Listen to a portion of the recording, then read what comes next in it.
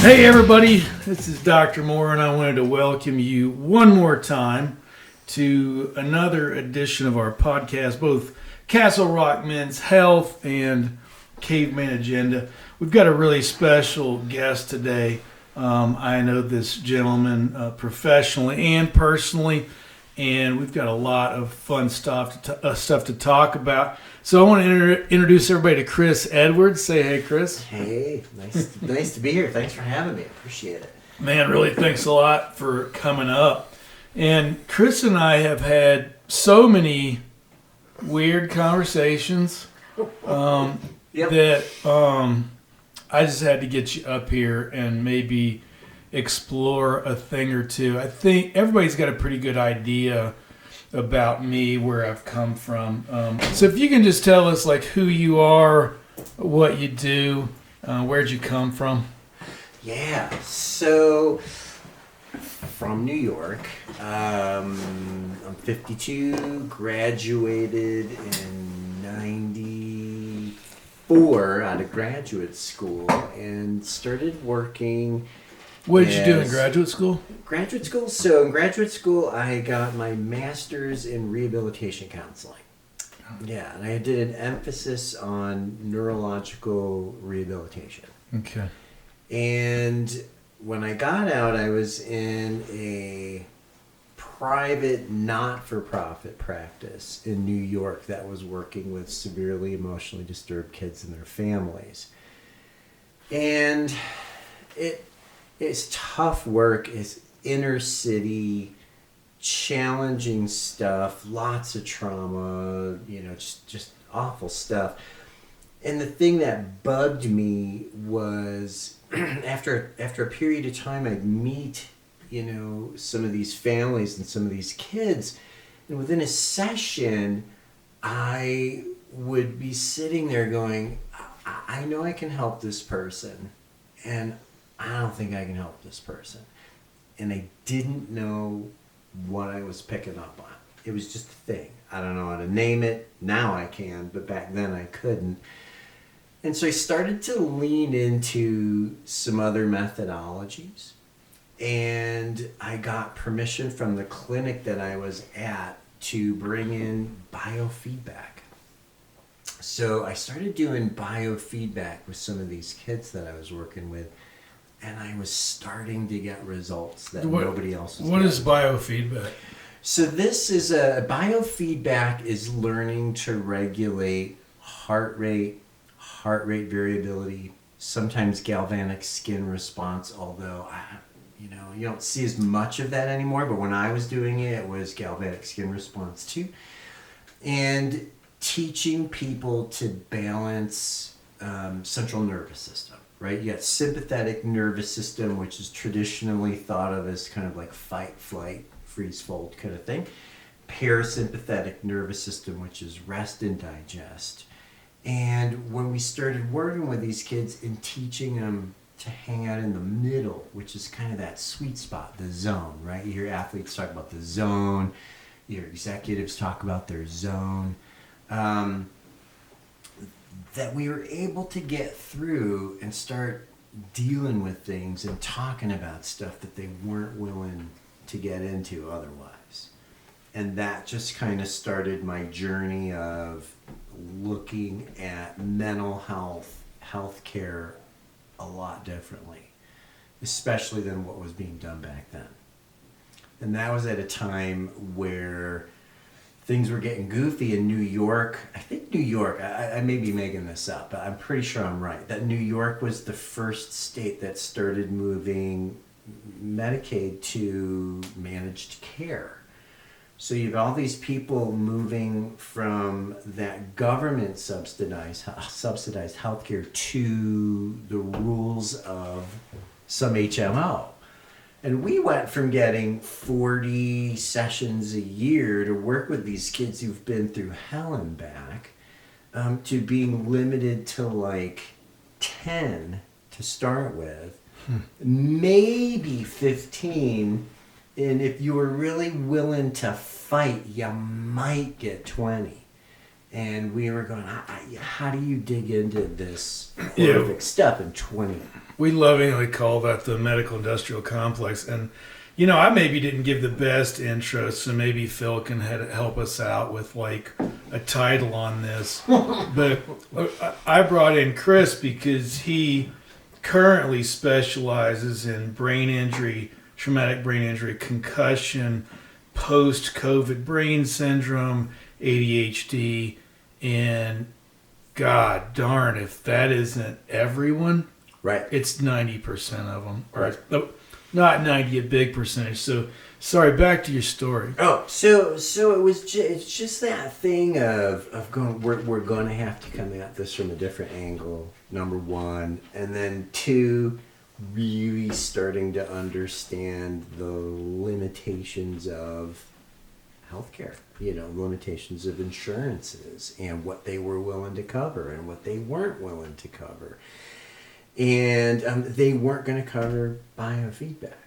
So that was starting to become the problem, is that you had to, under the rules that I had to follow under Medicaid, I was able to, and we were allowed to try some things, get some stuff done. And then under the rules of through an HMO, through an insurance company that we now had to follow, they're like, yeah, we're not covering that. We're not paying for that. It's not proven, right? And as you know, in our country and many others, it takes a long time to prove anything in a way that's going to make insurance companies happy and want to cover it. So I just started that journey through looking at things differently and looking at mental health and the brain differently, and getting away from this idea that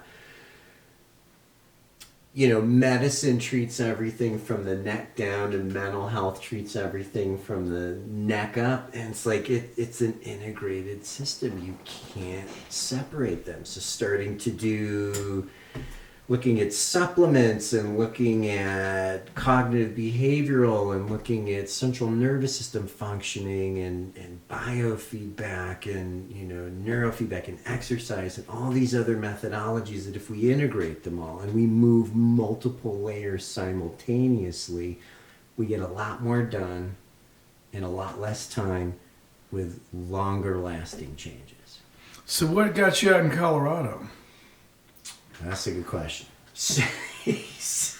So you know a little bit about my weird history. So I've done a lot of things. I got out of graduate school. I actually was a professional musician for a while. I was doing neurodevelopmental research for a while. And, when I was in my 20s and 30s and thought I could do everything all the time and didn't have to worry about sleep and all that other good stuff. Trying to tackle everything at all the same time. I started to move out of the traditional therapy, and I was doing psychotherapy, and then I started moving into doing more of the neurodevelopmental research. It just had a lot more flexibility. I was doing music, and I was still doing a lot with biofeedback, and became really interested in neurofeedback. And we had two of the oldest kind of original practitioners had a practice up in Canada. I lived just on the other side in Buffalo. So I went and shadowed these folks for a few days. And man, I was hooked. They were doing some really cool things.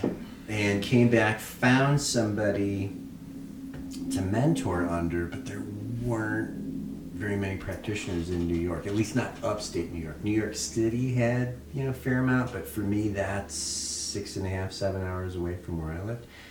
So I found someone, and she had moved from California to Buffalo. She was taking care of her parents, older woman, and she's really honest, and she's like, I really think you should be doing this. I think you really get it, and you're never going to make a living doing it here. It wasn't something that people were thinking about. So I got chummy with the woman who was running the BCIA, the Certification Bureau, which is actually up in Denver. And I had some friend and family connections in Colorado Springs, and there was a lot more of this in Colorado. So I moved out here, and she said, if you move out, let me know, and I'll get you connected with some good people out there. So I moved out to Colorado Springs, and I started to mentor under Steve. I got connected with Dr. Stockdale, who's one of the kind of original big practitioners in our field. And I mentored under him for quite some time. And that's how I got out.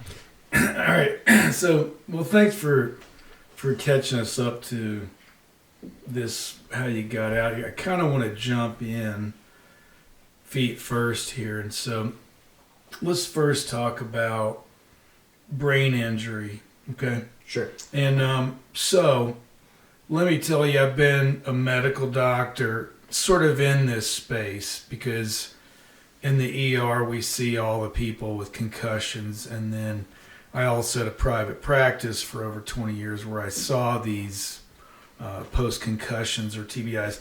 Let me tell you how I see it works out in the medical industrial complex approach, and then why I want to hear your position on how that may work and how it may not, and how you fold into that. So my experience is that when you get a concussion, you go to the ER, primary care, etc., you likely will not get any imaging at all ever. But if you do, it'll likely structurally be normal. And that's what I believe to be a lack of sensitivity or specificity of the actual imaging itself, which is yet again a function of the medical industrial complex. So then they'll give you a worksheet on what to go home with, and you essentially don't do anything, rest your brain, can't do anything, 4 to 6 weeks, and then reevaluations. If you get better, off to the races, nothing for you in the future. And if you don't get better, you go see a neurologist who doesn't do anything because there's no neurologic findings and no structural issues on the MRI. And they'll say, let's try a triptan for your headaches, and let's try some Adderall because you're acting now like you have ADHD. There may be, if you're a young kid, there may be a referral to a physical therapist for some re-education, neck stretching, play with some balls to, try to refix your eyes. Am I on the mark? On the mark. Okay. At least the way I see it. Yeah. Great. So what we'll do is we'll pick up on that point in our next section, on our next segment. So guys, feel free to keep on watching and tune into the next segment. Right.